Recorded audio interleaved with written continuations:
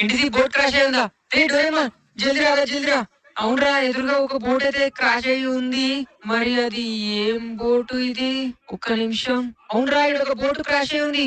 రే, ఇక్కడ ఎవరో ఉన్నారు. రే డోరేమాన్, జల్దీ రారా, జల్దీ రా. అవునరా షించాను, నోబితా ఇద్దర్రా. ఇదిగో చూడు, వాటర్ లోపల ఉన్నారా వాళ్ళు. అయ్యా, కొట్టుకొని వచ్చారా వాటర్ లోపలికి. సరే సరే, మనం జల్దీ ఇంటికి తీసుకుని వెళ్ళిపోదాము. రే, అందుకే నేను చెప్పాను రా, వద్దురా, ఇది ముందే వర్షాకాలము, బయటకి వెళ్ళకండి రా అన్నా గానీ మీరు వినలేరు కదరా. ఇప్పుడు చూడు ఏమైందో, మన షించాను అలానే మన నోబితా ఇద్దరు చనిపోయారు. మొత్తం నీ వల్లనే రా డోరేమాన్.